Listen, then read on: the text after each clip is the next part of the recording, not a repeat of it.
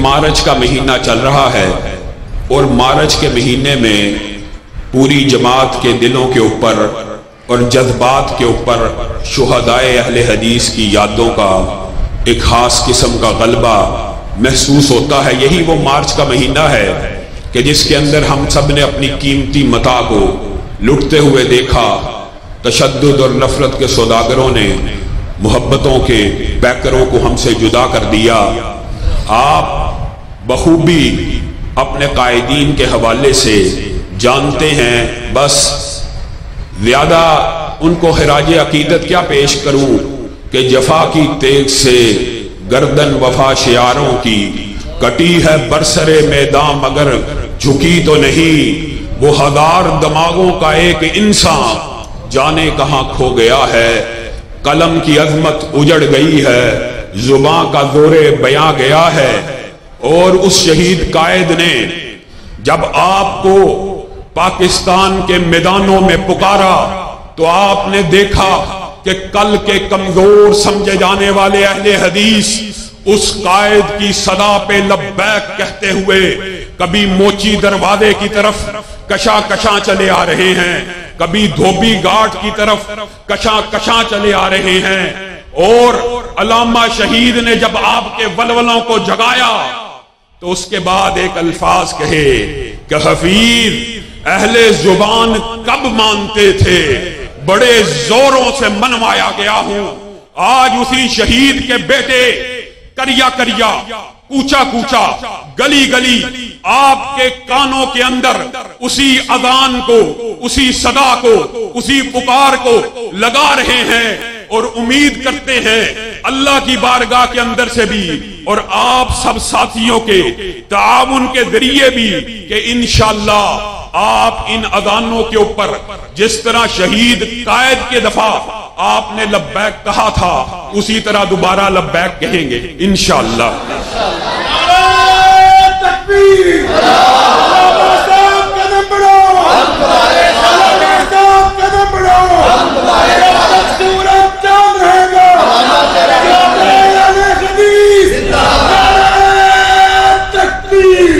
سامعین گرامی قدر، آج کی کانفرنس کا عنوان بھیا عطاء الرحمن ثاقب اور یاسین یزدانی نے قرآن و سنت کانفرنس اور اہل حدیث کانفرنس رکھا۔ اس حوالے سے چند گزارشات آپ کے سامنے رکھنا چاہتا ہوں کہ میرا آپ کا منہج کیا ہے۔ دیوبندی بھائیوں، بریلوی بھائیوں، ہم یہ جو کانفرنس کا عنوان اہل حدیث یا قرآن و سنت کانفرنس رکھتے ہیں، ذرا آپ اپنے دلوں کو فراخ کریں، ہمارا منہج، ہمارا نظریہ، ہمارا نقطہ نظر سنیں۔ اگر بات آپ کے دل میں اتر جائے تو قبول کیجئے، ورنہ اس کے خلاف اپنی رائے کو پیش کیجئے۔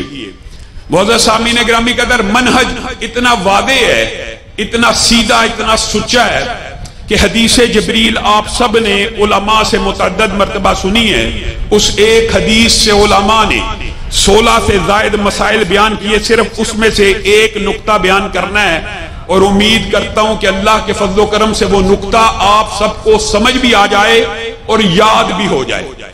رسول اللہ صلی اللہ علیہ وسلم کے پاس ایک شخص آیا، صحابہ نے دیکھا کہ شکل اجنبی ہے، چہرے سے نہیں پہچانا، مسافر معلوم ہوتا تھا، لیکن جب کپڑوں کو دیکھا تو بڑے خوبصورت ہیں، سلوٹ کوئی نہیں، سفر کے آثار کوئی نہیں۔ وہ رسول اللہ کے سامنے دو دانوں ہو کے بیٹھ گیا اور پوچھنے لگا، اے اللہ کے رسول ایمان کیا ہے؟ اے اللہ کے رسول اسلام کیا ہے؟ اے اللہ کے رسول احسان کیا ہے؟ جب کوئی بندہ سوال کرے تو اس کا مطلب یہ ہوتا ہے اس کو علم نہیں ہے۔ لیکن عجیب یہ حدیث ویسے بھی عجابتوں کی ایک داستان ہے۔ محدثین اور علماء سے آپ اس کی تفصیل پڑھیں، کئی دن گزر جائیں وہ اسی حدیث کے اوپر لیکچر دیتے رہتے ہیں، خاص طور پہ ہمارے جو شیوخ الحدیث ہیں۔ یہاں پہ وہ عجیب انداز اختیار کرتا ہے کہ رسول اللہ سے سوال پوچھتا ہے اور رسول اللہ جب جواب دیتے ہیں تو کہتا ہے صدقتا، آپ نے سچ فرمایا۔ سوال کرنے کا مطلب تھا علم نہیں ہے، لیکن جب جواب ملا تو کہتا صدقتا، جیسے پہلے سے معلوم ہے آپ نے سچ فرمایا۔ 3 مرتبہ رسول اللہ سے سوال کیا، 3 مرتبہ رسول اللہ نے جواب دیا، 3 مرتبہ کہنے لگا آپ نے سچ فرمایا ہے۔ جب وہ شخص چلا گیا تو رسول اللہ نے صحابہ کو مخاطب ہو کے کہا پتہ کون آیا تھا؟ کہا آپ بتلا دیجئے۔ کہا آسمان سے جبریل امین آئے تھے، آسمان سے جبریل امین آئے تھے، تم لوگوں کو تمہارا دین سکھلا کے گئے ہیں۔ میرے بھائیوں، تم لوگوں کو تمہارا دین سکھلا کے گئے ہیں۔ دین قیامت تک کا سکھلا کے گئے ہیں، صرف صحابہ کو نہیں ہے، قیامت تک جو بھی انسان پیدا ہونے ہیں سب کو دین سکھلا کے گئے ہیں۔ اس میں سے ایک نقطہ آپ کے سامنے رکھنا ہے کہ جبریل امین آئے کس چیز کے لیے آئے؟ دین سکھلانے کے لیے۔ ہونا تو یہ چاہیے تھا کہ جبریل امین آئے، رسول اللہ سارے مجمع سے خطاب کرتے ہوئے کہتے کہ آسمان سے جبریل امین آئے ہیں، اللہ نے بھیجا ہے، آپ کو آپ کا دین سکھائیں گے، یہ آپ سے ہم کلام ہونا چاہتے ہیں، یہ آپ سے گفتگو کریں گے۔ لیکن ہوا کیا؟ جبریل رسول اللہ سے پوچھتے ہیں، رسول اللہ اپنی زبان سے ادا کرتے ہیں۔ نقطہ یہ نکلا کہ دین اس وقت تک دین نہیں بنتا جب تک آمنہ کے لال کی زبان سے ادا نہ ہو جائے۔ کتنی عام فہم بات ہے، یہ ہمارا منہج ہے، یہ ہمارا عقیدہ ہے کہ دین صرف وہ ہے جو رسول اللہ کی زبان مبارک سے نکل جائے، صرف اسی کا نام دین ہے۔ حالانکہ علماء بیٹھے ہیں، حدیث تقریری کا بھی ایک درجہ ہے، لیکن وہ بھی اس لیے ہے کہ رسول اللہ کے سامنے بولی گئی اور رسول اللہ صلی اللہ علیہ وسلم نے اس کا انکار نہ کیا۔ یہ ہمارا سیدھا، سچا، صاف ستھرا منہج ہے، جس کے دل کو لگے قبول کرے۔ کتنا عظیم منہج ہے کہ رسول اللہ صلی اللہ علیہ وسلم ایک مرتبہ حج کا ذکر فرما رہے ہیں اور حج کے فضائل اور حج کے مسائل بیان کر رہے ہیں۔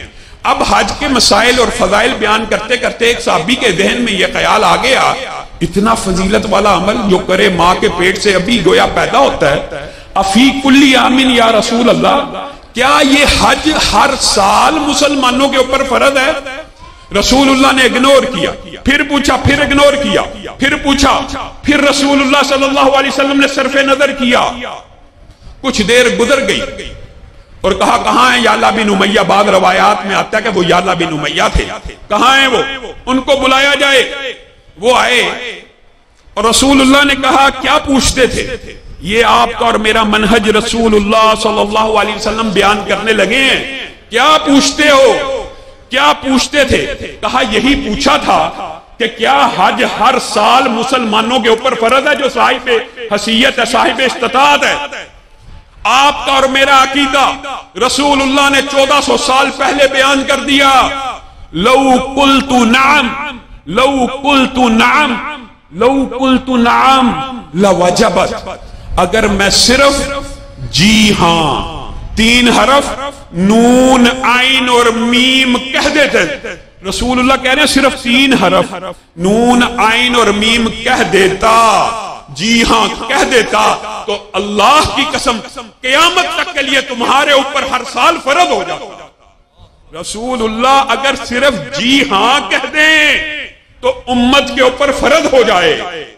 رسول اللہ کی سینکڑوں حدیثیں پڑھ لینے کے بعد کوئی شخص یہ اٹھے اور کہے رسول اللہ نے تو کہا ہے، ایک دفعہ جی ہاں کہیں تو حج جیسی عبادت ہر سال فرض ہو جائے۔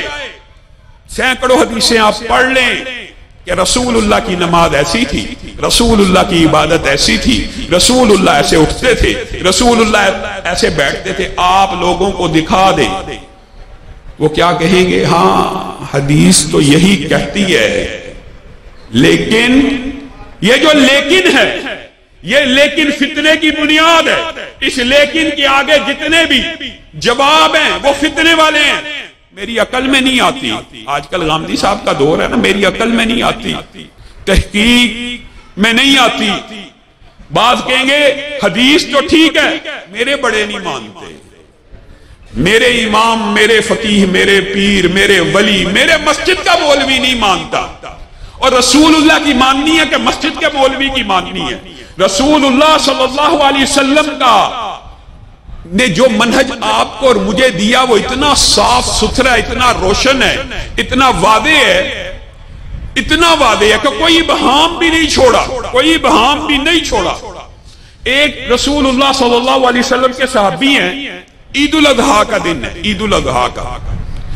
ईद उल अजहा पे क्या होता है? कुर्बानियां होती हैं। वो सुबह उठे, फजर की नमाज को अदा किया, फजर की नमाज को अदा करने के बाद बस्ती के ऊपर नजर को दौड़ाया, बस्ती को देख रहे हैं और दिल में यह ख्याल आया मेरी बस्ती बड़ी गरीबों की बस्ती है, अबू बुर्दा की बकरी सबसे पहले ज़बा होगी, बस्ती के गरीबों के मुंह में जाएगी, नवाला जाएगा, अबू बुर्दा की कुर्बानी अल्लाह की बारगाह में कबूल होगी कि गरीब लोग सबसे पहले खा रहे हैं। आज भी लोग कुर्बानी करते हैं, नीयत होती है गरीबों को देने की, लेकिन सबसे पहले अपना रोजा इफ्तार किया जाता है। अबू बुर्दा की नीयत कितनी नेक है कि मेरी बकरी ज़बा होगी, पहला लुकमा कहां जाएगा? गरीबों के मुंह में जाएगा। बकरी को ज़बा किया, रसूलुल्लाह की बारगाह में पेश हुए, रसूलुल्लाह को कहने लगे ए अल्लाह के रसूल, आज बहुत बड़ी नेकी करके आया हूं। क्या नेकी करके आया है? मैंने फजर की नमाज को पढ़ा, उसके बाद बकरी को ज़बा किया, उसको टुकड़ों में काटा, गरीबों के घरों में पहुंचा दिया। रसूलुल्लाह सल्लल्लाहु अलैहि वसल्लम की पेशानी के ऊपर सिलवटें पड़ना शुरू हुई। ऐ अबू बुर्दा, तूने हमारे साथ अभी ईद की नमाज पढ़ी है? जी हां। क्या तूने बकरी को ईद की नमाज से पहले ज़बा कर दिया? जी हां। रसूलुल्लाह सल्लल्लाहु अलैहि वसल्लम ने कहा अबू बुर्दा, फिर ये बात सुन ले, आपका और मेरा मनहज, आपका और मेरा अकीदा रसूलुल्लाह बयान कर रहे हैं। वो बकरी सदके की बकरी तो हो सकती है, कुर्बानी की बकरी नहीं है। अगर कुर्बानी का सवाब हासिल करना चाहता है तो अबू बुर्दा कोई और बकरी को ले और उसको ज़बा कर।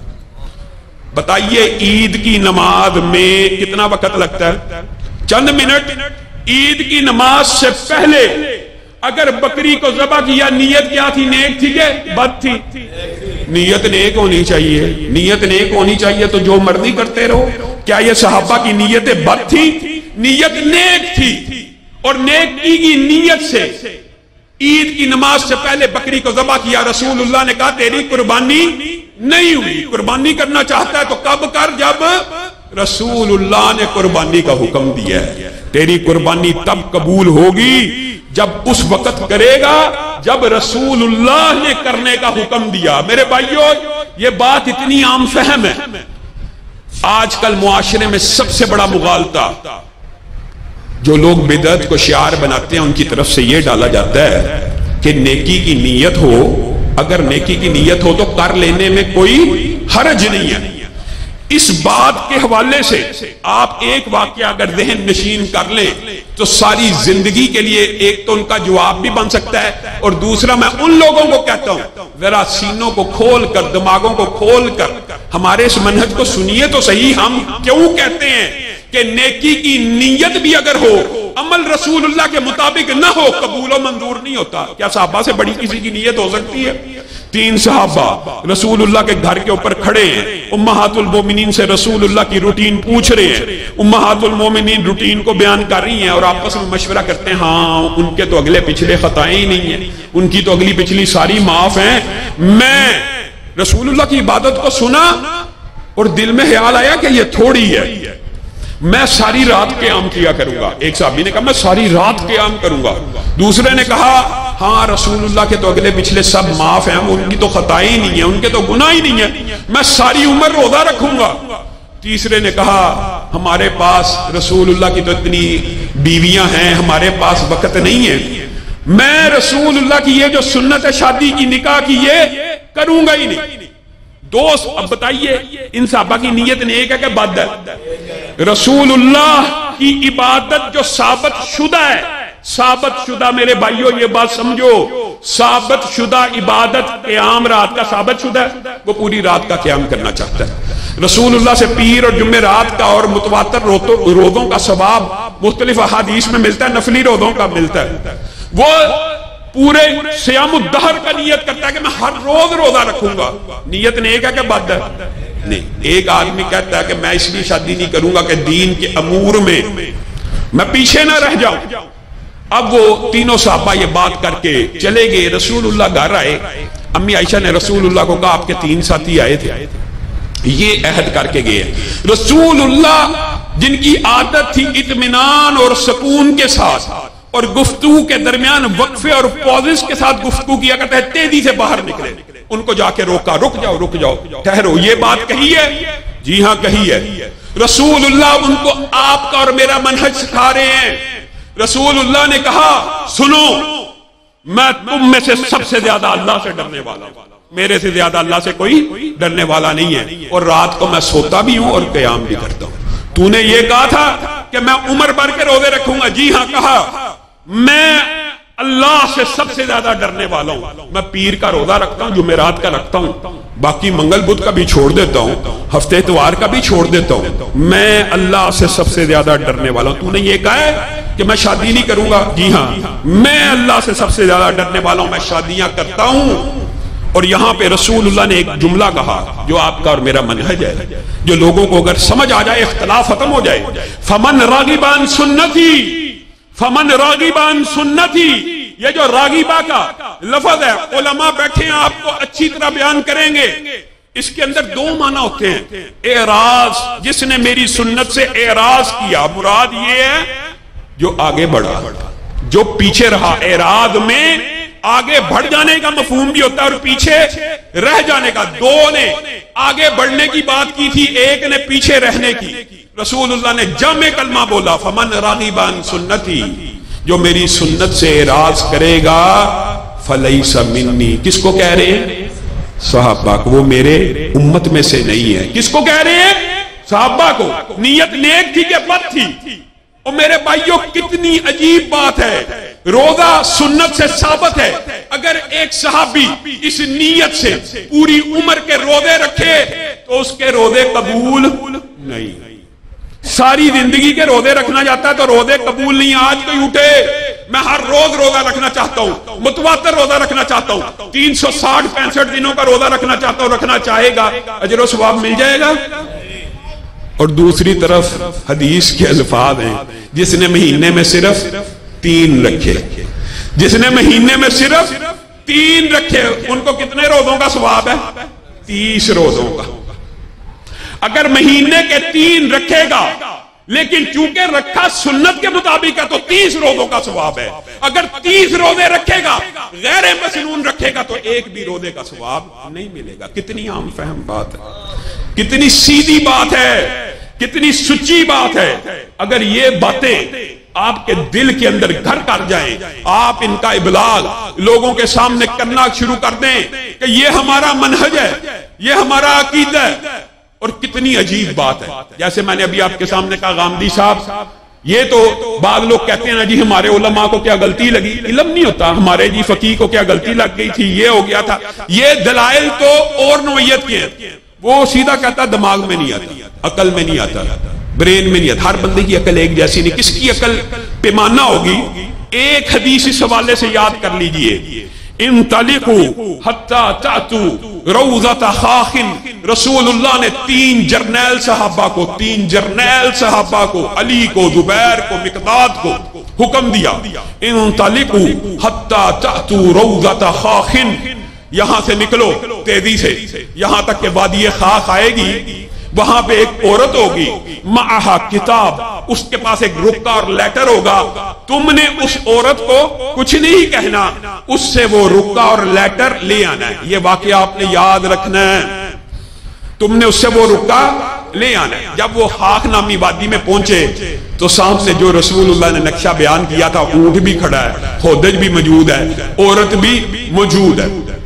انہوں نے عورت سے کہا رکا دے دے، کہنے لگی میرے پاس نہیں ہے۔ انہوں نے اچھی طرح تلاشی لی، رکا نہ ملا۔ انہوں نے سامان کی تلاشی لی، رکا نہ ملا۔ ہودج کی تلاشی لی، رکا نہ ملا۔ اب غامدی صاحب جیسا کوئی ہوتا تو کیا کہتا؟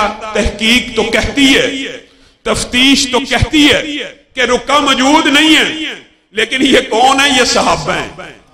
ان کا رسول اللہ کے قول کے اوپر اعتماد کیسا ہے؟ اگر آپ کا اور میرے جیسا ہوتا تو کہتا ہمارے بادشاہ کو کسی نے خبر دی ہے اور وہ خبر غلط ثابت ہو گئی ہے۔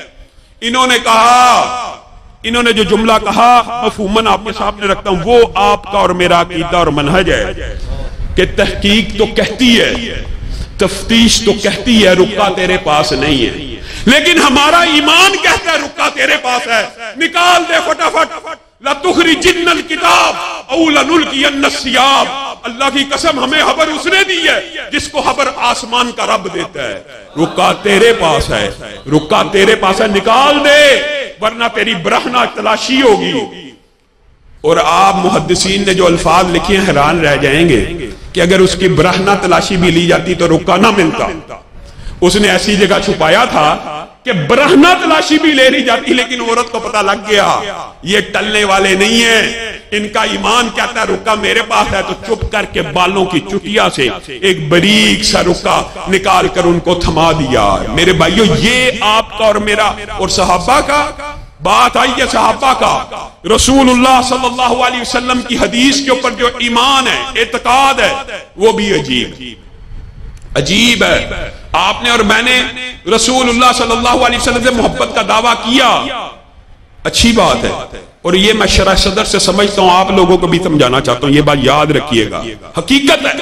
اہل سنت کے جتنے بھی مسالک ہیں، چاہے دیوبندی ہوں، بریلوی ہوں، اہل حدیث ہوں، اللہ کی قسم ان کے نزدیک کائنات میں سب سے اعلیٰ اگر کوئی ذات ہے تو محمد الرسول اللہ کی، تینوں کے نزدیک، یہ تعصب نہ رکھیے، تینوں کے نزدیک ہے، ہاں تینوں کے نزدیک سب سے اعلیٰ ذات رسول اللہ کی ہے۔ لیکن دکھ اور افسوس ہوتا ہے کہ ذات کو بڑا ماننے والے، آپ کے نام پہ کٹ مرنے والے، آپ کے نام کے اوپر اپنی جانوں کو اور مالوں کو نچھاور کرنے والے، جب اس ذات کو اعلیٰ تو یار سب مانتے ہیں۔ ذات کا انکار تو کفار مکہ اور قریش مکہ نے بھی نہیں تھا کیا، وہ کہتے تھے یہ کون جا رہا ہے؟ صادق جا رہا ہے، امین جا رہا ہے۔ اختلاف کیا تھا؟ اختلاف تھا بات سے، ذات سے اختلاف نہیں تھا، بات سے اختلاف تھا۔ جس کی ذات اعلیٰ ہوتی ہے اسی کی بات اعلیٰ ہوتی ہے، اور یہی صحابہ نے محبت کیا ذات سے، مانتے ہیں اللہ کی قسم ایسی محبت کوئی اپنے لیڈر اور قائد سے کر ہی نہیں سکتا۔ صحابہ رسول اللہ صلی اللہ علیہ وسلم کے وضو کا پانی زمین پہ نہیں تھے گرنے دیتے، تھوک ہوتی تھی تو اپنے ہاتھوں پہ لے کے مل لیتے تھے، یہ محبت تھی۔ لیکن بات سے جو محبت ہے اس کو آپ نے اگنور کر دیا، اس کو آپ نے سمجھا ہی نہیں۔ رسول اللہ کی ذات سے جیسے محبت کیا اسی طرح بات سے بھی صحابہ نے محبت کر کے دکھائی ہے۔ آپ حیران رہ جائیں گے، حضرت ابو ذر غفاری ہیں، ان کا آخری وقت ہے،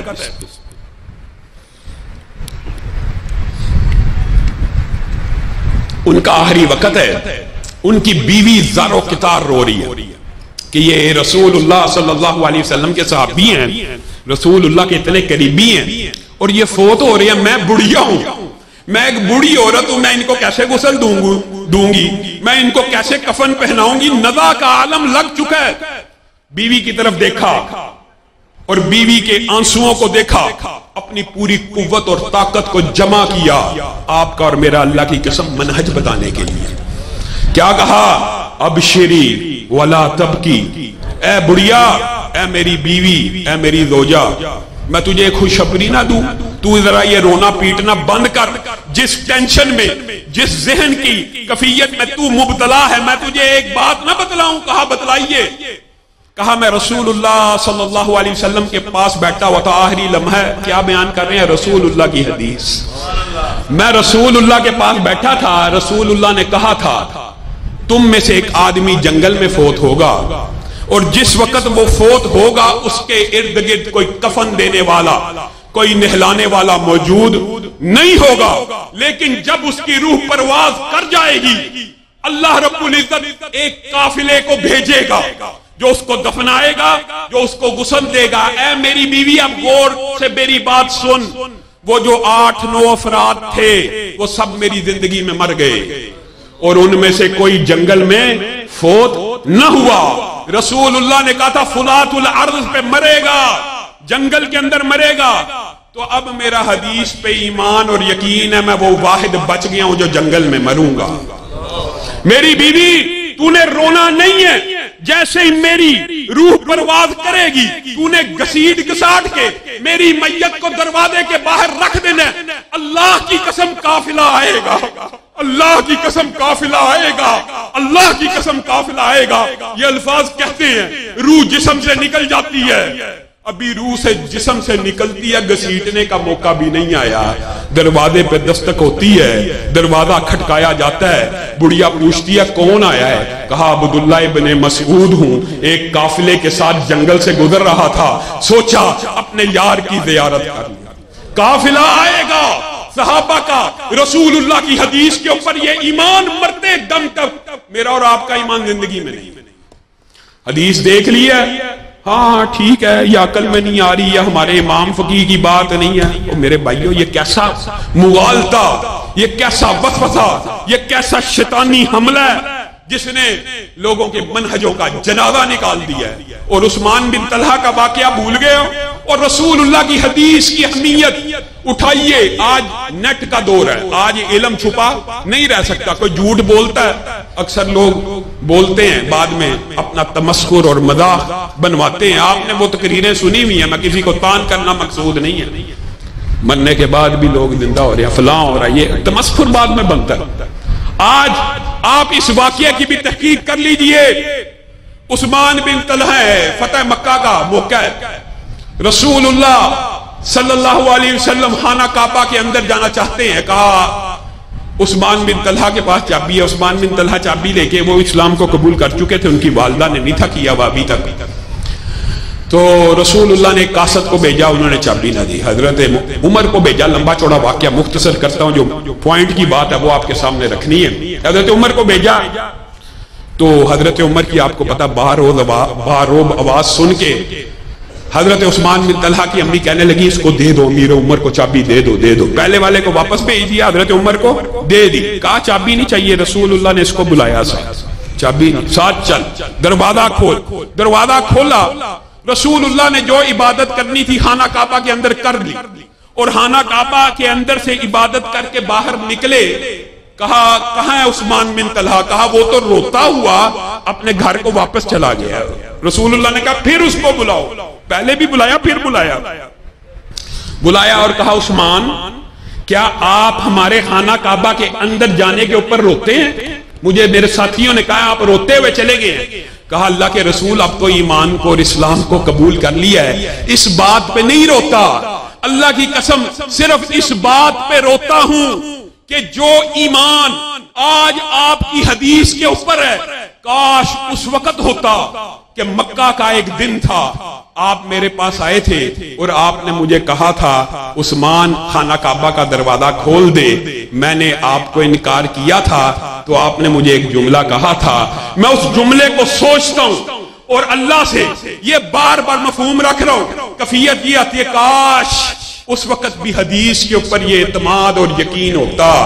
آپ نے اس وقت مجھے کہا تھا عثمان ایک دن آئے گا، یہ چابیاں میرے ہاتھ میں ہوں گی اور میں محمد صلی اللہ علیہ وسلم جس کو چاہوں گا عطا کروں گا۔ کاش اس وقت عثمان کا حدیث پہ یہ اعتماد ہوتا تو آپ کے لیے خانہ کعبہ کا دروازہ کھول دیتا۔ رسول اللہ صلی اللہ علیہ وسلم ان کی بات سن کے مسکرانا شروع ہو گئے، کہا عثمان چابیاں تجھے دی تھی کافروں نے، چابیاں تجھے دی تھی کافروں نے، تجھ سے چھین لی گئی، اب دیتا ہوں میں محمد صلی اللہ علیہ وسلم، خذوہا خالدتن تالدتن لا ینزعہا منک الا کافر او ظالم۔ پہلے دی تھی چابیاں کافروں نے، تجھ سے چھین لی گئی، اب دیتا ہوں میں محمد صلی اللہ علیہ وسلم۔ قیامت تو قائم ہو سکتی ہے، چابیاں تیرے گھر میں رہیں گی یہاں تک کہ ایک ظالم آئے گا جو کافر ہوگا، تجھ سے تیری چابیوں کو چھین لے گا۔ آج اٹھائیے نیٹ، تحقیق کیجئے، جو دعویٰ ہم کر رہے ہیں سچا ہے یا جھوٹا ہے۔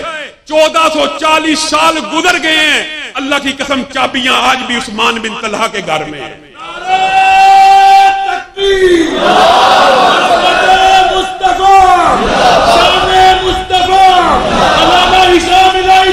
آپ حیران رہ جائیں گے، عثمان بن طلحہ کے گھر سے چابیاں لینے کی جرت بڑے بڑے فاسقوں کو نہیں ہوئی، وجہ یہ حدیث تھی۔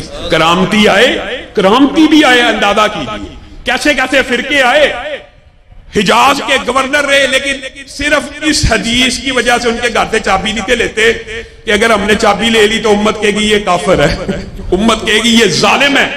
اور لوگوں सहाबा का रसूलुल्लाह की हदीस के ऊपर ये एतमाद है, ये यकीन है। मेरा और आपका क्या है? हमने रसूलुल्लाह की सुन्नत को कुछ समझा ही नहीं, कुछ भी नहीं समझा। हत्ता के एक जुज़वी बात करके तहरीक के हवाले से चंद बातें आपके सामने रखूंगा। रसूलुल्लाह के एक सहाबी रसूलुल्लाह की बारगाह में पेश हुए और सलाम किया। रसूलुल्लाह ने सलाम का जवाब दिया और कहा, इरजी फसल्ली फइन्नका लम तुसल्ली। आप वापस लौट जाइए, आपने ये जो रकते पढ़ी है ना, आपने नमाज अदा नहीं की। वो वापस गए। ये खल्लाद बिन राफे हैं। फिर आए, फिर रसूलुल्लाह ने कहा, इरजी फसल्ली फइन्नका लम तुसल्ली। वापस लौट जाइए, आपने नमाज नहीं पढ़ी। वो सलाम करते हैं, रसूलुल्लाह सलाम का जवाब देते हैं, लेकिन कहते हैं वापस लौट जाइए, आपने नमाज नहीं पढ़ी, आपने नमाज नहीं पढ़ी। बार बार कहा, कितनी दफा? 3-4 मरतबा का जिक्र मौजूद है। फिर आके कहने लगे, अल्लाह के रसूल मुझे पढ़नी ही ऐसे आती है, अब आप मेरी इस्लाह कर दीजिए कि मैंने कैसे पढ़नी है। इस एक हदीस के ऊपर आप गौर करें कि रसूलुल्लाह उस सहाबी को नमाज की एक सुन्नत, एतदाल की सुन्नत समझा रहे हैं और कह रहे हैं, यार जब आप रुकू किया करो, मफहूम रख रहा हूं, आप जब रुकू किया करो तो इत्मीनान किया करो, कमर को सीधे होने दिया करो, जब रुकू से सर उठाओ सीधे होने दिया करो, सजदे में जाओ सीधे होने दिया करो। ये मैं क्या देखता हूं, रुकू में जाते हो हड्डियां सीधी नहीं होती, खड़े हो जाते हो, अभी खड़ा सीधे नहीं होते, सजदे में पड़ जाते हो। किस चीज का बता रहे हैं? एतदाल का। और क्या कह रहे हैं? लौट जाइए, आपकी नमाज नहीं हुई। अब ये फतवा किसी मौलवी कह के रसूलुल्लाह सल्लल्लाहु अलैहि वसल्लम का, रसूलुल्लाह की नमाज के मुताबिक अगर नमाज नहीं है तो वो नमाज नहीं होती। और ये सिर्फ रसूलुल्लाह का फतवा नहीं है, रसूलुल्लाह के एक अदीम सहाबी हजरत हुज़ैफा हैं, उनके सामने बयान इसी तरह एक शख्स ने नमाज पढ़ी। उन्होंने कहा, तूने नमाज नहीं पढ़ी। और फिर पूछा, मुंदु कम तुसल्ली हाकदा। उस शख्स ने कहा, मैंने तो सारी जिंदगी ऐसे ही नमाज पढ़ी है। तो हज़रत हुज़ैफा ने कहा, मुंदु कम तुसल्ली हाकदा, इस तरह तू नमाज कितने अरसे से पढ़ रहा है? कहा, 40 साल से मैं ऐसे ही नमाज पढ़ रहा हूं। अब ये सहाबी रसूल हैं, तो कम अज कम जो बात बयान कर रहा है वो ताबई तो होगा ना, और वो ताबई है। या बाद रवायात में आता है कि हो सकता है वो सहाबी भी हो, लेकिन ताबई मान लीजिए। वो जो ताबई है उससे हुज़ैफा पूछ रहे हैं, कितने साल से ऐसे नमाज पढ़ी? वो कहता है 40 बरस से ऐसे पढ़ रहा हूं। तो हजरत हुज़ैफा फतवा लगा रहे हैं, कोई मौलवी नहीं लगा रहा, कहीं हमारे ऊपर इल्जाम ना लगाना, वो सहाबी रसूल कह रहे हैं। तो फिर सुन ले, तूने 40 बरस से एक भी नमाज नहीं पढ़ी, और अगर तू इसी आलम में मर गया तो मैं हुज़ैफा को खतरा है, तू गैर इस्लाम पे फोत हो जाएगा। और दूसरी तरफ उलमा बैठे हैं, हदीस की अक्सर किताबों में एक हदीस मौजूद है। वो क्या है? अगर कोई शख्स, सही हदीस है, अगर कोई शख्स आप में से कहने वाला या सुनने वाला उठे और वुदू करे, कैसे वुदू करे? जैसे रसूलुल्लाह सल्लल्लाहु अलैहि वसल्लम ने वुदू किया, और 2 रकतें अदा करे, कैसे? जैसे रसूलुल्लाह ने अदा की हो। सिर्फ 2 रकतों की बात हो रही है, सिर्फ 2 रकतों की। किस तरह पढ़े?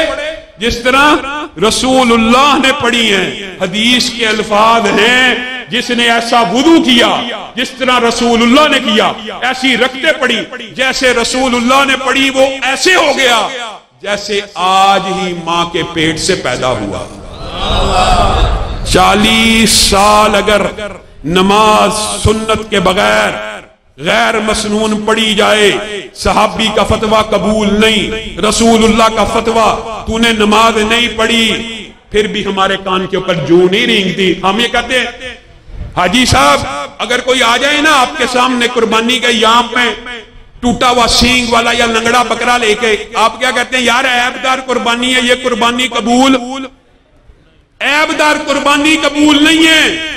ऐबदार नमाज कबूल है, हज कबूल है, रोजा कबूल है, उम्रे कबूल है। ये कहां का फलसफा है? कुर्बानी का आपको याद रहता है कि ये रसूलुल्लाह की सुन्नत के मुताबिक नहीं है, लेकिन बाकी अमाल के ऊपर आप अपने ज़मीरों को टटोलते नहीं है। हमारी दावत क्या है? हम आपको क्या अपने किसी बड़े की तरफ बुला रहे हैं? کسی گدی نشین کی طرف، کسی خانقاہ یا مزار کی طرف؟ ہم یہ کہتے ہیں اللہ کے بندو عبادت ویسے کرو جیسے رسول اللہ نے کی ہے۔ اس میں کیا اچنبھے کی بات؟ یہ عام فہم بات ہے، لیکن اس حوالے سے بات آپ کے سامنے رکھ کے آپ سے ایک شکوہ بھی کرنا چاہتا ہوں۔ آپ نے اور میں نے یہ منہج تو بنا لیا کہ رسول اللہ کی حدیث آ جائے گی سر تسلیم ہم، رسول اللہ کا فرمان ہمارا عقیدہ ہے، ہمارا منہج ہے، ہمارا دعویٰ ہے کہ رسول اللہ کا قول آ جائے، فعل آ جائے، عمل آ جائے، ہم اپنے سر کو جھکا لیں گے۔ لیکن آپ نے اور میں نے بھی اس میں ایک بہت بڑی ٹھوکر کھائی اور غلطی کھائی۔ وہ کیا؟ ہم نے یہ سمجھا کہ رسول اللہ کا دین صرف مسجد کے لیے آیا ہے، رسول اللہ کا دین صرف عبادات کو سیدھا کرنے کے لیے آیا ہے، رسول اللہ کا دین صرف نمازوں کو درست کرنے کے لیے آیا ہے۔ یہ جو فلسفہ، یہ جو مغالطہ ہے، یہ آپ کی اور میری بہت بڑی فکری غلطی ہے کہ رسول اللہ منبر کے تو امام ہیں، مسجد کے اندر کے تو امام ہیں، لیکن رسول اللہ بازار کے امام نہیں ہیں۔ مسجد کے تو امام ہیں، عدالت کے امام نہیں ہیں، مسجد کے تو امام ہیں، ریاست کے امام نہیں ہیں، مسجد کے تو امام ہیں، سیاست کے امام نہیں ہیں۔ رسول اللہ مسجد کے امام ہیں، یہ ہمارا عقیدہ ہے، لیکن جیسے رسول اللہ مسجد کے امام ہیں ویسے ہی ریاست کے بھی امام ہیں، سیاست کے بھی امام ہیں، معاملات کے بھی امام ہیں، معاشرت کے بھی امام ہیں، بازار کے بھی امام ہیں۔ آپ سب مل جائیں، ہم سارے جتنے ہیں ابھی یہاں پہ سجدہ کرنا شروع کریں، سبحان اللہ پڑھیں، اللہ اکبر کہیں، اللہ اللہ کی ضربیں لگائیں، اللہ کی قسم پورے عالم کفر کو آپ کے سجدوں سے، آپ کے رکوع سے، آپ کی نمازوں سے کوئی فرق نہیں پڑے گا۔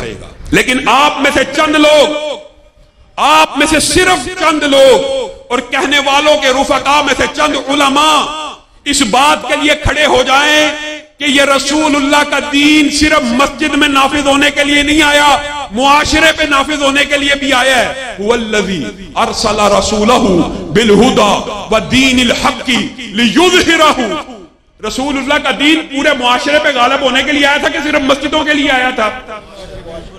آپ کو اور مجھے جگیر درانہ نظام نے، سرمایہ درانہ نظام نے اتنا گمراہ کیا، اگر ہم میں سے صرف چند لوگ اور آپ کو کھڑا ہونا پڑے گا رسول اللہ کے دین کے لیے، اقامت دین کے لیے چند لوگ کھڑے ہو جائیں، پورا عالم کفر آپ کے خلاف کھڑا ہو جائے گا، پورا عالم کفر آپ کے خلاف کھڑا ہو جائے گا۔ وجہ کیا ہے؟ وجہ بھی سن لیجئے، وجہ بھی بڑی دقیق اور عمیق ہے لیکن عام فہم ہے۔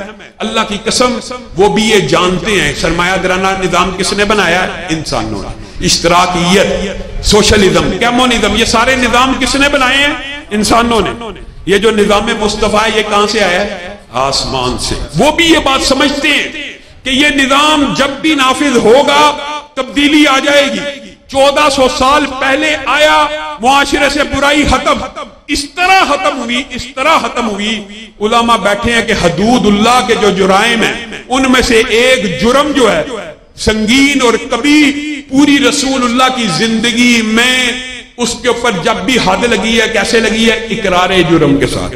یعنی جب رسول اللہ کا دین معاشرے کے اوپر غالب آ جاتا ہے تو بندے کے اندر سے یہ آواز نکلتی ہے کہ میرے گناہوں کو پاک کر دیا جائے، میں رب کے سامنے گناہوں سے پاک اور صاف ہو کر پیش ہونا چاہتا ہوں۔ یہ وہ فلاسفر اور تھنک ٹینک سمجھتے ہیں کہ رسول اللہ کا دین 1400 سال پہلے آیا، معاشرے سے برائی ختم، معیشت نے ترقی کر لی، ڈکیتی، زنا ختم، چوری چکاری، رشوت ختم۔ یہ ایک فارمولہ ہے، یہ نظام ہے، یہ نظام اللہ نے نافذ کیا ہے۔ یہ پانی ہے، یہ ایک فارمولے سے مارد وجود میں آتا ہے۔ H2O، 2 ہائیڈروجن کے ایٹم ہو، ایک آکسیجن کا ایٹم ہو۔ 1400 سال پہلے ہائیڈروجن کے 2 ایٹم ملے، آکسیجن کا ایک ایٹم ملے تو کیا بنے گا؟ پانی۔ آج ملے تو کیا بنے گا؟ کیا کوئی عقل مند یہ کہے گا کہ 1400 سال پہلے تو ہائیڈروجن کے 2 اور آکسیجن کا ایک ملا تھا تو پانی بن گیا تھا، 1400 سال بعد نہیں بنے گا؟ کوئی کہہ سکتا ہے؟ اور تو بھائیو یہ کلیہ ہے، دین ایک قاعدہ ہے، دین ایک قانون ہے، ایک دستور ہے، آپ کو گمراہ کیا گیا. یہ دین 1400 سال پہلے آیا تھا, تب تو امن آ گیا. 1200 سال پہلے بھی امن رہا, 1000 سال پہلے بھی امن رہا, 400 سال پہلے بھی امن رہا. لیکن اب جو قوانین ہم نے بنا لیے ہیں, اب امن, سکون اور معیشت کی ترقی اس کے ذریعے آئے گی, اب اس دین کے ذریعے نہیں آئے گی. یہ کیسا مغالطہ ہے. آپ اس حقیقت کے اوپر ذرا غور کریں. پھر میں آپ کو کہتا ہوں, نیٹ کا دور ہے, علم کا دور ہے, اٹھائیے اس نظام کے, اس دین کے ایک جز کو, پورے دین کو نہیں. بعض لوگ یہ بھی سمجھتے ہیں کہ حدود اللہ پورا دین ہے. حدود اللہ دین کا ایک جز ہے, کہ اسلامی جو سزائیں ہیں یہ دین کا ایک جز ہے, یہ کل دین نہیں ہے. اس کے ایک جز کی اتنی برکت ہے, اتنی برکت ہے. آپ نیٹ کے اوپر جا کے سرچ کر لیجئے, خلیج ممالک میں یہ ایک جز حدود اللہ کا نافذ ہوا. کتنے سو سال بعد, اسلام کے 1400 سال گزرنے کے بعد نافذ ہوا. آپ حیران رہ جائیں گے کہ سعودی عرب میں ایک سال میں جتنے جرائم ہوتے ہیں نا, ایک سال میں جتنے جرائم ہوتے ہیں سعودی عرب میں, نیو یارک سٹی میں, ایک شہر میں ایک دن میں اس سے زیادہ جرائم ہوتے ہیں. یہ نظام ہے, یہ دستور ہے. لیکن سرمایہ دارانہ نظام نے آپ کو کیا کہا, وہ مولوی مسجد کے اندر بیٹھ کے, منبر رسول کے اوپر بیٹھ کے سیاست کی بات کر رہے. سیاست کی بات کون کرے؟ یا چور کرے, لٹیرا کرے, جگیردار کرے, سرمایہ دار کرے. رسول اللہ کی حدیث کو ہم نے بھی چھوڑ دیا. کیا یہ رسول اللہ کی حدیث نہیں تھی؟ آئیے آپ کو بھی دعوت فکر ہے. رسول اللہ نے نہیں تھا فرمایا بنی اسرائیل کے اندر ایک نبی جاتا, اس کا سیاسی وارث دوسرا نبی بن جاتا, اور پھر رسول اللہ نے کوئی بات سمجھانے میں چھوڑی نہیں تھی. آپ جرم بار ہیں, آپ بھی جو اپنے آپ کو منہج سلیم کا دعوے دار کہتے ہیں, آپ بھی اس گناہ میں شامل ہیں. رسول اللہ کی حدیث بھول گئے کہ میری امت میں نبی نہیں آئیں گے, میری امت میں نبی نہیں آئیں گے, لیکن میری امت میں علماء آئیں گے. میری امت میں علماء, اور وہ میرے کیا ہوں گے؟ سب نے سنی ہوئی ہے, وہ میرے وارث ہوں گے. کیا وہ صرف منبر رسول کے وارث ہوں گے؟ سیاست رسول کے وارث نہیں ہوں گے, تخت رسول کے وارث نہیں ہوں گے, عدالت رسول کے وارث نہیں ہوں گے, معاشرت اور معاملات رسول کے وارث نہیں ہوں گے. یہ تو حضرت شعیب کی قوم کا پورا واقعہ قرآن پاک میں موجود ہے. ان کو بھی قوم نے یہی کہا تھا, تیری نماز مسجد تک رہ جائے ہمیں قبول ہے, اگر تیری نماز باہر نکل کے بازاروں میں آ کے ہمیں سود سے, ہمیں ناپ تول میں کمی سے, مراد یہ ہے اگر حرام کاری سے باہر آ کے روکے گی مسجد سے نکل کر, اور نکل کر خانقاہوں سے ادا کر رسم شبیری, اللہ کی قسم دین اس وقت تک غالب نہیں آئے گا. دین اس وقت تک غالب رہا, یہ بات بھی سمجھ لیجئے, جب تک مصلی کا امام ریاست کا امام رہا. رسول اللہ دنیا سے چلے گئے ایمانداری سے. آپ لوگ بتلائیے رسول اللہ مصلی کا امام کس کو بنا کر گئے؟ ابو بکر کو. سب کا عقیدہ ہے نا اہل سنت کا, کس کو امام بنایا؟ ابو بکر کو صرف مصلی کا امام بنایا تھا کہ ریاست کا بھی بنایا تھا؟ کہاں تمہاری عقلیں؟ تمہیں کس نے یہ مغالطہ ڈال دیا کہ مولوی منبر رسول کے اوپر بیٹھ کے سیاسی بات نہ کرے؟ کیا سیاست رسول اللہ کی وراثت سے باہر ہے؟ کیا ریاست رسول اللہ کی سیاست سے باہر ہے؟ کیا عدالت رسول اللہ کی وراثت سے باہر ہے؟ یہ مغالطہ جگیرداروں نے, چوروں, لٹیروں نے آپ کو اس لیے ڈالا کہ اگر مولوی مل گئے, دین پسند مل گئے, اسلام پسند مل گئے, تو ہم جیسے چور چکوں رسا گیروں کو کون ووٹ دے گا؟ آپ سے. آپ بتائیے, آپ بیٹھے ہوئے نا, آپ سے میں پوچھتا ہوں, آپ بھی یہی جواب دیں گے. پی ٹی آئی کو کس نے ووٹ ڈالا؟ آدھے لوگ کہیں گے ہم نے پی ٹی آئی کو ووٹ ڈالا. نون لیگ کو کس نے ڈالا؟ آدھے لوگ کہیں گے ہم نے نون لیگ کو ووٹ ڈالا. آپ کس کے بندے ہیں جی؟ میں جی پی ٹی آئی کا بندہ ہوں. آپ کس کے بندے ہیں جی؟ میں نون لیگ کا بندہ ہوں. کوئی نون لیگ کا بندہ, کوئی پی ٹی آئی کا بندہ. اللہ کے بندے کہاں ہیں؟ نظام مصطفیٰ کے لیے کھڑے ہونے والے کہاں ہیں؟ دستور مصطفیٰ کے لیے, اس قرآن کے لیے کھڑے ہونے والے بندوں کی ضرورت ہے کہ نہیں؟ آپ مجھے بتلائیے وہ وقت کب آئے گا جب ہم میں سے بھی کچھ رجال پیدا ہوں گے, اور رجال چند ہوتے ہیں جو تحریکیں اور انقلاب کو بپا کر دیتے ہیں. اللہ کی قسم آج ضرورت ہے, آج وقت ہے کہ یہ نعرہ چھوڑ دیا جائے عمران خان زندہ باد، نواز شریف زندہ باد. یہ نعرہ لگانے کے لیے ماں باپ، مولانا آپ سے بھی میں کہتا ہوں اور یہ دانی بھائی سے بھی، کیا اس علاقے کے لوگ آپ کی مسجدوں میں بچے اس لیے پڑھنے کے لیے بھیجتے ہیں کہ وہ 8-8 سال پڑھ کے قرآن پاک کو حفظ کر کے باہر نکل کے عمران خان زندہ باد کے نعرے لگائیں، نواز شریف زندہ باد کے نعرے لگائیں؟ ان کو چاہیے اللہ کی قسم علماء اور دین کے طالب علم رہنما بننے کے لیے آئے، مقتدا بننے کے لیے آئے، راہبر بننے کے لیے آئے، پیشوا بننے کے لیے آئے. ایک مسجد کا مولوی اگر مسجد میں نماز کراتا ہے، عالم نہ بھی ہو، قاری ہی حالی کیوں نہ ہو، قرآن ہی پڑھنے والا کیوں نہ ہو، اس کو آگے کھڑا کرتے ہو کہ پیچھے کھڑا کرتے ہو؟ صرف ایک وقت ہوتا ہے جس وقت کوئی امام سے آگے ہوتا ہے، اور وہ وقت تب ہوتا ہے جب وہ دنیا سے چلا جاتا ہے، میت ہو جاتا ہے، صرف اس وقت امام سے آگے ہوتا ہے. باقی ساری زندگی امام کے پیچھے کھڑا ہونے کا درس یہ آپ بھول گئے کہ آج نظام مصطفیٰ زندہ باد کا نعرہ کون لگائے گا؟ اللہ کی قسم ہو سکتا ہے آج آپ کو یہ باتیں علامہ شہید کے فرزندان کی یہ باتیں آپ کو نکار خانے میں توتی کی آواز لگے، لیکن ایک وقت آئے گا، ایک وقت آئے گا جس طرح علامہ شہید نے کہا تھا نا کبھی یاد کیا کرو گے، لیکن اس وقت ہم نہیں ہوں گے، تم اپنے بچوں کو داستانیں سنایا کرو گے. آج ہم یہ دعویٰ کرتے ہیں اللہ کی قسم ایک وقت آئے گا جب گھر گھر سے یہ آواز نکلے گی، دستور مصطفیٰ زندہ باد، نظام مصطفیٰ زندہ باد. اس وقت تم یہ بات یاد کرو گے کہ جس وقت یہ آواز اجنبی تھی، اس وقت شہید کے فرزندان اس بات کی صدائیں، اس بات کی اذانیں تمہارے کانوں میں دے رہے تھے. تو میرے بھائیوں 75 برس بیت گئے ہیں، ایمانداری سے بتلاؤ، اپنے گریبانوں کو ٹٹولو. 75 برس گزر گئے ہیں. کیا اہل اسلام تو ایک وسیع ہے، وسیع بات ہے. کیا میں اہل اسلام کی بات بعد میں کرتا ہوں، کیا اہل حدیث نے ان 75 برسوں میں ایک MNA کا حلقہ تیار کیا جہاں سے جیت سکے؟ اپنی قوت بازو سے جواب دو. ایک MPA کا حلقہ جیتنے کی استطاعت ہے اپنی قوت بازو پر. 75 برس بیت گئے، تھوڑے. آج ملک میں 3 کروڑ سے زائد ہو، پھر بھی تھوڑے ہیں. یہ جگیرداروں نے، سرمایہ دارانہ نظام نے، میں کہتا ہوں MPA بھی بڑی دور کی بات ہے. ایک یونین کونسل، ایک یونین کونسل آپ اہل حدیث نعرے کی بنیاد پہ نہیں جیت سکتے. کون ذمہ دار ہے؟ کون ذمہ دار ہے؟ کسی کو تان و تشنیع کرنا مقصود نہیں ہے، لیکن 75 برس تو بیت گئے.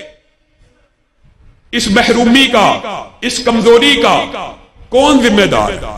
آخر کچھ لوگ تو ذمہ دار ہیں نا. علامہ شہید اسی لیے کہا کرتے تھے زاغوں کے تصرف میں عقابوں کے نشیمن. کچھ لوگ تو ذمہ دار ہوتے ہیں، اور خدا نے دی ہے سروری انہیں کہ جنہیں معلوم نہیں روش بندہ پروری کیا ہے.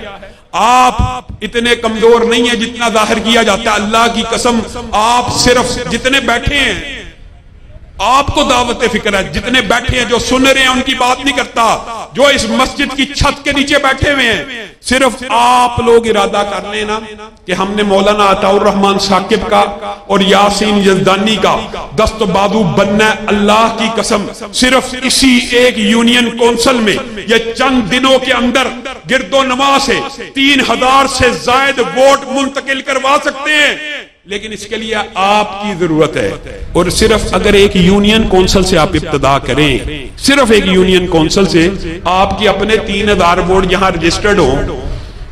کسی سرمایہ دار کے ترلے کرنے کی ضرورت ہے، کسی جگیردار کے ترلے کرنے کی ضرورت ہے. میں کہتا ہوں پھر بھی اگر آپ سمجھتے ہیں کہ یہ کام کر لینے کے بعد بھی الیکشن مشکل ہے، آپ گروہ بندی، آپ جتھے بندی، یہ ہمارا آئینی اور قانونی حق ہے. ہم نوجوانوں کو بلٹ کے ذریعے نہیں بیلٹ کے ذریعے تبدیلی کا خواب دکھا رہے ہیں، اور ہاں ہیں. لیکن ایک بات جزوی طور پہ یہ بھی کر دینا چاہتا ہوں کہ ضروری نہیں ہے یہ تحریک چل جائے، ضروری نہیں ہے کہ پہلی دفعہ کامیاب ہو جائے. لیکن اللہ کی قسم اگر آپ جتنے بیٹھے ہیں، ہزاروں بیٹھے ہیں، سینکڑوں بیٹھے ہیں، آپ جد و جہد کریں، میرے رفقا کے بازوؤں کو مضبوط کریں. آپ اپنی ایک یونین کونسل کے جیتنے سے ارادہ کریں، صرف ارادہ کریں. ابھی صرف ارادہ ہی کر لیں. कल सुबह का सूरज तुलू होने से पहले पहले इलाके के सरमायादार जगीरदार आपके पांव के नीचे आके गिर जाएंगे। कारी साहब हमें बतलाइए आपका क्या काम है? वो अपनी कुव्वत और ताकत तो मजबूत करो, कम अज कम इस मकाम पे तो पहुंचो कि तुम्हें उनके घरों के चक्कर ना लगाने पड़े। उनको पता हो वोट बैंक यहाँ है, कुव्वत का महवर ये है, ताकत का मरकज ये है। वो आपके पास आए और याद रखिए एक बात आपसे वादा भी लेना और एक बात आपने याद भी रखनी है। लोग भी बाद औकात अजीबो गरीब बातें करते हैं। जी अल्लामा साहब तहरीक चला रहे हैं सीट जीतने के लिए, बिलफर्ज सीट जीतने के लिए भी चला रहा हूं, तो ये जो बाकी पार्टियों के उम्मीदवार होते हैं ये जमादार का इलेक्शन लड़े, ये भी सीट जीतने के लिए इलेक्शन लड़े होते हैं। ये किस चीज काम का इलेक्शन लड़े होते हैं? और दूसरी बात, ये जो दीनी इस्लाम पसंदों के जरिए सीट का जीतना पंजाब में बहुत मुश्किल टारगेट है, बहुत मुश्किल टारगेट है, बहुत मुश्किल रास्ता है। लेकिन ये रास्ता जितना मर्जी कठिन हो, जितना मर्जी तकलीफ दे हो, हम ये चाहते हैं आप बिखरे हुए कतरात हैं तो मिल जाइए कि दरिया नजर आए, बिखरे हुए जर्रात हैं तो मिल जाइए कि सहरा नजर आए। और याद रखिए इनकलाब कभी नारों से, सिर्फ नारों से, आहों से, सिसकियों से नहीं आता। इनकलाब के लिए मुझे आप लोगों के जज्बात की जरूरत है, आप लोगों के वलवलों की जरूरत है, आप लोगों के तंतनों की जरूरत है, आप लोगों के हमों की जरूरत है। अल्लाह की कसम सीट हो तब भी, और अगर सीट ना भी हो, ये बात भी सुन लीजिए और इसी बात पे अपनी बात को खत्म करूंगा। क्या आप ये समझते हैं कि अल्लामा शहीद के बेटों को या हाफिज शाम इलाही ज़हीर को दिफाए सहाबा करने के लिए किसी कुर्सी की जरूरत है? खत्मे नबूवत के लिए हमें किसी कुर्सी की जरूरत है? अल्लाह की कसम जब भी सहाबा की नमूज के ऊपर हमला होगा, रसूलुल्लाह की खत्मे नबूवत पे हमला होगा, हम ऐसे बेईमानों को टकरा कर पाश पाश कर देंगे। आप मेरा साथ देने के लिए तैयार हैं? आप सिर्फ आप लोग अगर ये अज़म कर लें कि हमने अपनी कुव्वत को, ताकत को मनवाना है। जब कोई सदा आए, जब कारी साहब आपको कहे रोड ब्लॉक कर दो, हमारा आईनी और कानूनी हक है, हमारे मजलूमों को पकड़ा गया, जाली पर्चे कटाए जा रहे हैं, जिस वक्त आप रोड ब्लॉक कर देंगे, अल्लाह की कसम DIG, SP, SHO आपके पांव के नीचे आकर आपसे मुज़ाकरात शुरू कर देंगे। कानूनी हक है, अपने हकूक जरूरी नहीं है कि हर वक्त मांगे ही जाएं। अब वक्त आ गया है कि हमने हकूक को छीन लेना है, फिर टूट गिरेंगी जंजीरें और जिंदानों की खैर नहीं। ये दरिया झूम के उठे हैं, तिनकों से न टाले जाएंगे और जोश में है तबीयत कतीर आजकल, सामने जो भी आया वो बह जाएगा। ये नदीक जमाने से मशहूर है अपनी मूज़ और तुग़यानियों के लिए। वाखिर दावाना अनिल हम्दुलिल्लाहि।